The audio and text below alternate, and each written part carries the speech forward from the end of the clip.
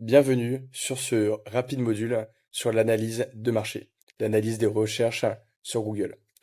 Les objectifs de l'analyse de votre marché va être de comprendre le paysage concurrentiel, la structure de marché, mais également évaluer le potentiel de trafic et de business, et également de comprendre la saisonnalité du marché. Pour ça, on va se retrouver directement sur Voxel, qui va nous permettre de faire cette analyse de marché qui est super intéressante et qui va vous permettre d'argumenter ou de construire votre budget en fonction de ça. Donc maintenant qu'on a nos groupes de mots-clés dans notre export, il y a un point qui est intéressant sur Voxel, c'est qu'il vous permet également de faire des analyses de marché.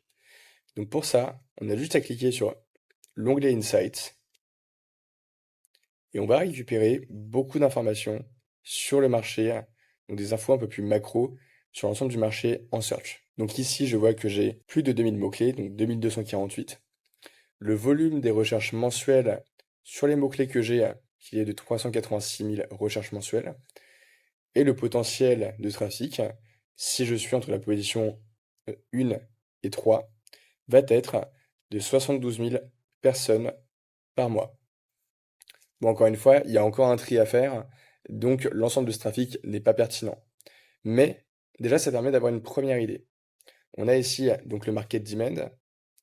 On va avoir la demande mensuelle sur l'ensemble du marché. Ça vous permet de récupérer un peu la saisonnalité.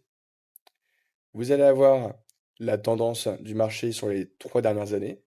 On voit que c'est à moins 13%. On va avoir d'autres infos qui sont vraiment intéressantes, notamment vos meilleures pages du coup par trafic. Vous allez avoir la performance de votre site à l'échelle du marché. Vous allez avoir également, juste ici, alors je vais déplacer ça, hop, on va avoir également le revenu du marché, le marché potentiel. Et donc vous avez juste à rajouter le taux de conversion que vous avez l'habitude de voir sur vos contenus, par exemple 2%, votre AOV, donc votre panier moyen ou votre lifetime value.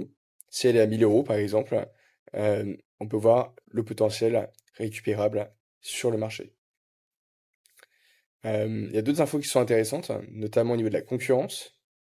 Vous avez la possibilité d'ajouter des concurrents à la main ou de prendre les concurrents qui sont proposés par Voxel en fonction de leur positionnement sur le marché. Donc plus un acteur va être présent sur vos mots-clés et plus ça fait sens de l'avoir dans vos concurrents.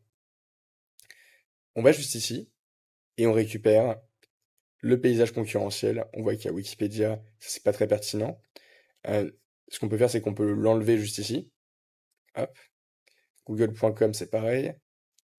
France Num également. Search.google également. Et à la fin, on va se retrouver avec uniquement des acteurs intéressants. Donc, on va avoir du SEMrush, SEMJ, du SEO.fr, Noise, qui sont des agences ou des outils, et Live Mentor, qui est juste ici. Donc, qui est un acteur généraliste, donc c'est normal qu'il ait moins de parts de marché. Vous allez avoir également le ranking des concurrents, différentes vues de données sur la concurrence également. Et voilà. Et donc ça, c'est super intéressant si vous voulez analyser un petit peu l'opportunité du SEO dans votre marché.